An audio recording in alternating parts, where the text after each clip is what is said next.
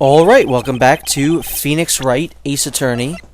We now have to prove that the thinker clock is empty. We have the proof right here, the conversation with Mia and Maya that they had in the beginning.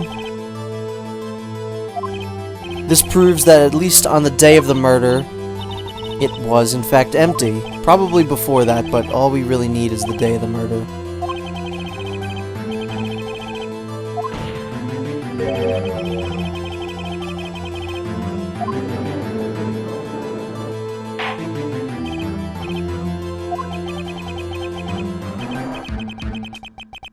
Man, Edgeworth looks spooky there. That's a little scary.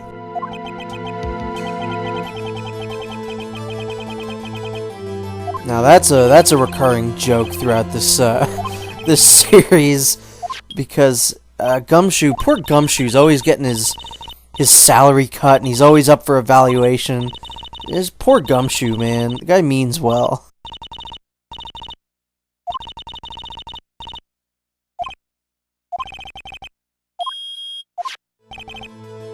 So there you go, irrefutable proof.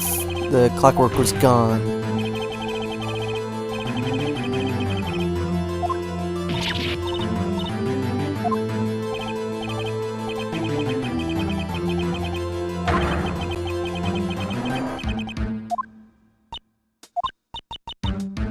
I personally actually really like how we use the same logic twice. Like, I remember the first time I played this, I was like, there's no way that I have to use the same line of reasoning twice. Like, this person didn't know that it was a clock. Like, they shouldn't know it's a clock. So I was actually stumped the first time, because I truly did not think that they would pull the same trick twice. But that is, in fact, what you have to do.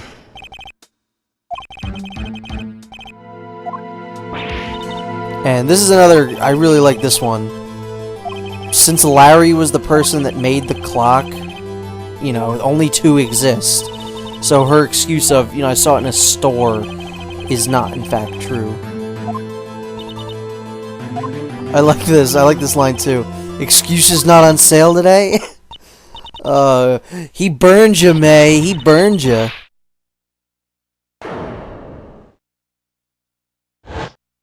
That's a bit much there.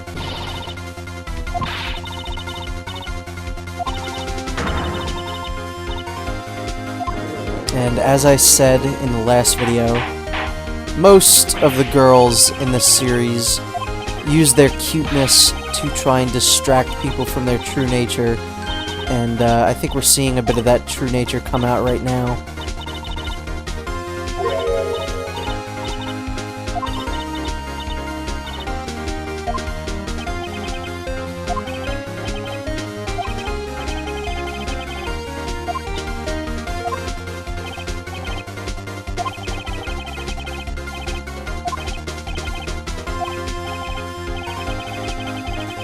So I think we're getting pretty close to cracking the case of April May.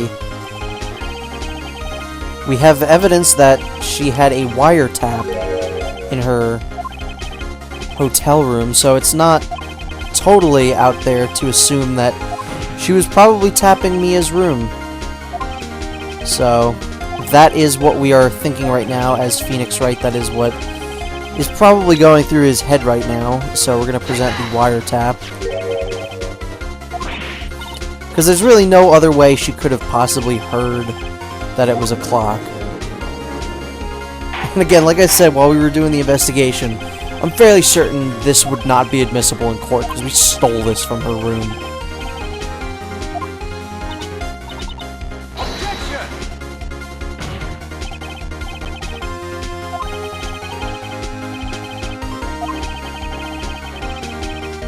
Yeah, I don't know, I mean, I understand why Edgeworth says that, but it's very clearly tied. Like, she's a witness, and we found a wiretap in her room. Like, that's fairly related, I'd say.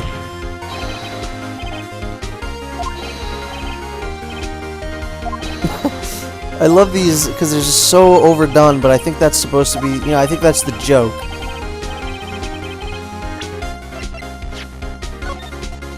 So once again, we want to present the cell phone conversation because there's something written in there that proves that.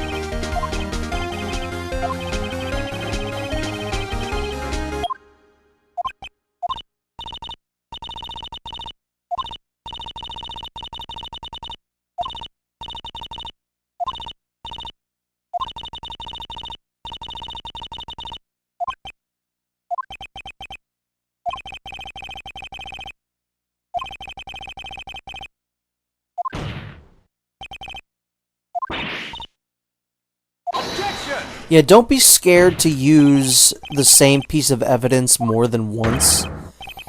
Because again, that was one of those things that kind of tripped me up. The first time playing, I was like, oh, there's no way that they want me to present this again. But yeah, sometimes you can present the same piece of evidence more than once.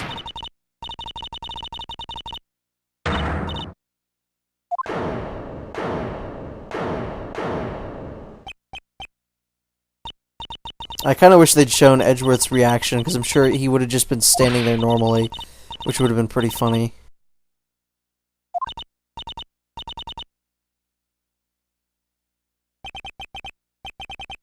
So yeah, now everyone knows that this is just an act. No one currently is buying this. And no, don't accuse her of the murder. We know she didn't do it.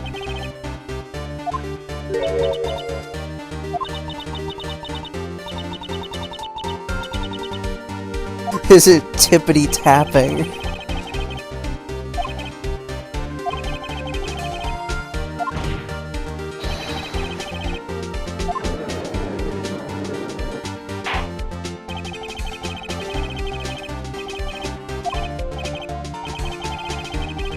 Again, like I said, the judge isn't like a completely irresponsible buffoon in these games. He can be kind of aloof at times, but when it matters, he's serious and he presses, you know, the witness and such like that.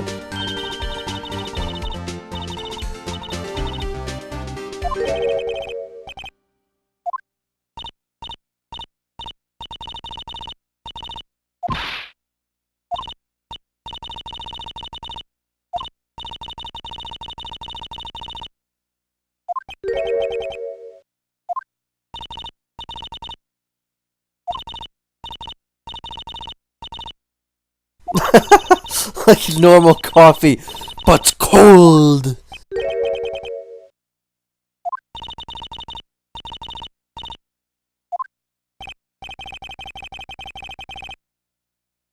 Then she couldn't have witnessed it.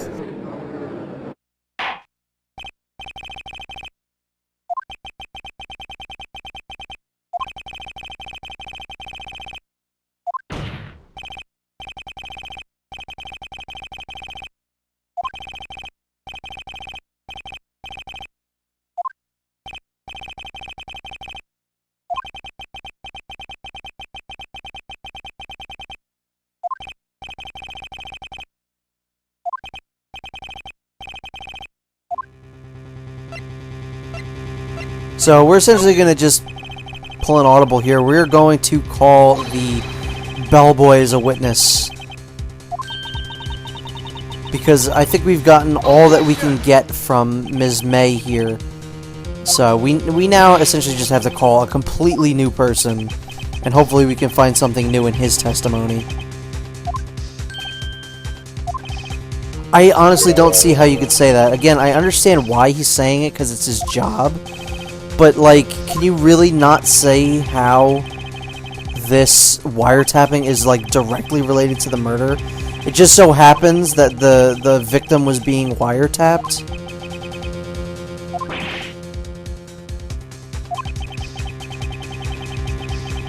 So yeah, sometimes stuff like this will happen.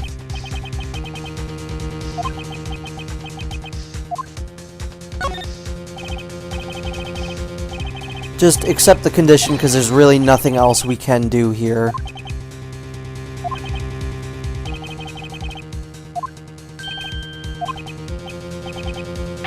Uh-oh, I think we've activated Edgeworth's trap card.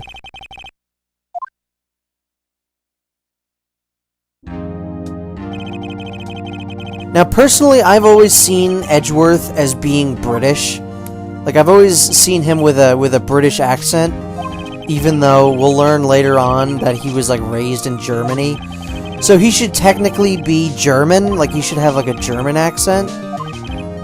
But, this game is supposed to take place in Japan, so I think he's Japanese, but he should have a German accent, but I've always viewed him as British, so I don't know what's going on with Edgeworth, personally.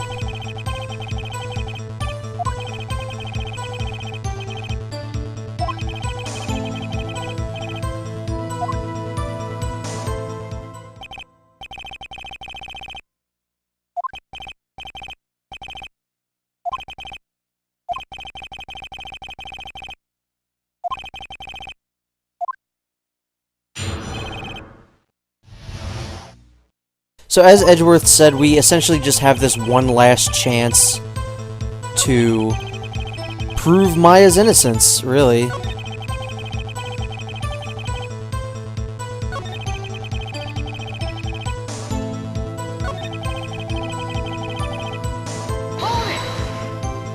So, this is what we're going to want to press on.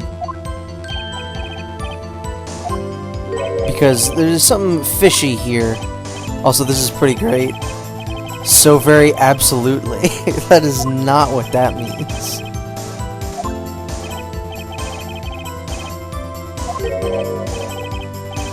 So this is a little fishy.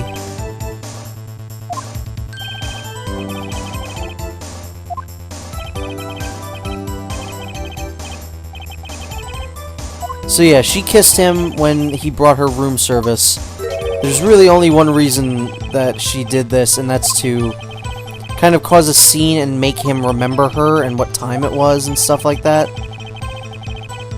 Yeah, exactly. See, Phoenix knows what I'm talking about.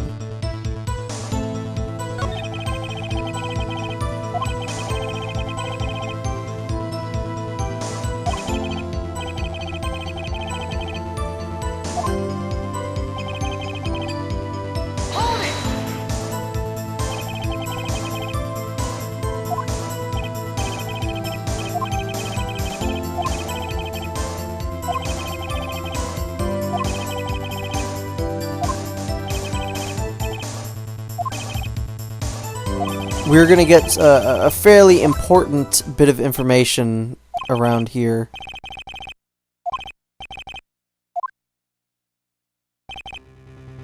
Also, I should mention that Edgeworth, you know, he's one of the other few characters in this game that actually has, like, voice clips. You know, he'll have objections and hold-its and stuff like that, and his voice actor is someone by the name of Sean King, who, once again, is a Capcom employee, just like Ben Judd, who does the voice of Phoenix Wright, or did the voice of Phoenix Wright. You know, they were all essentially just people that worked on the games. Like, they didn't have professional voice actors come in, because why pay someone for 3 lines, you know? Might as well just have someone who's already working on the game just do the voice clips. So, we're going to want to learn a little bit more about the check-in here. And this is going to give us a fairly vital piece of information.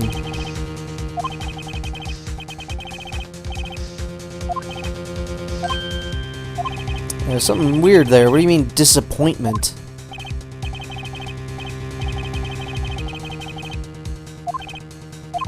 And there we have it.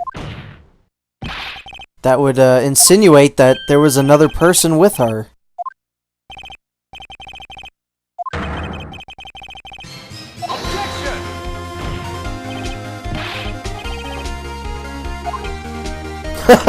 That is one of my favorite Edgeworth moments.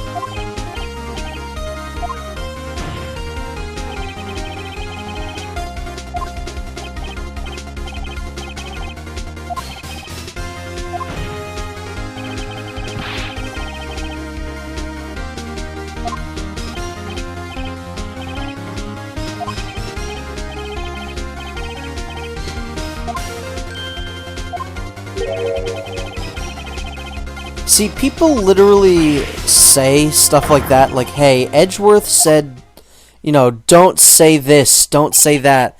He told me not to present this evidence. And yet, the judge never says anything about it. He's never like, oh, Mr. Edgeworth, you should not do that. So I don't understand how that happens, but then if Phoenix makes a tiny mistake, the judge is like, Phoenix, Wright, Mr. Wright, you're stupid. It makes me mad because, you know, by the third game, Phoenix essentially is the greatest lawyer on Earth because he's never lost a case. And, you know, spoiler alert, but, the judge still treats him, the judge and everyone around him still treats him like he's a rookie. So, now we're going through the facts. Miss May was tapping the phone. She has an alibi, which means the man that was with her has zero alibi.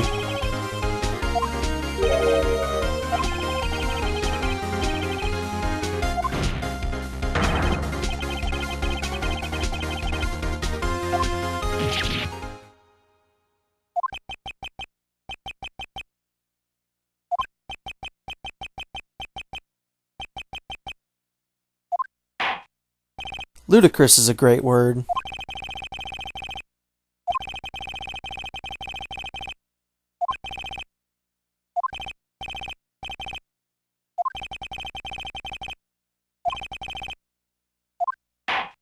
So this happens pretty much all the time. The end of the first day of court, something big happens and we have to investigate better. So the game is essentially broken up into like 4 sections per level. We have the initial investigation, initial court, the second investigation, and the second bit of court. And that is usually how it goes.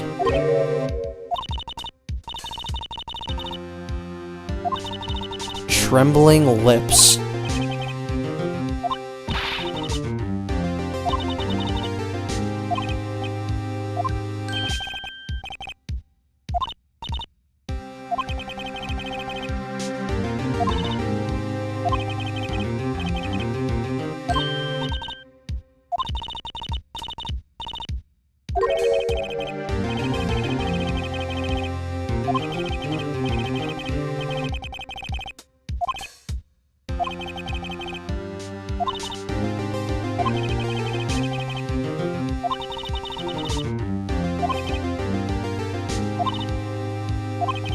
Well, I don't know if that's the guy that did it, but there's one thing I know for sure, and that's that Maya, in fact, did not do it.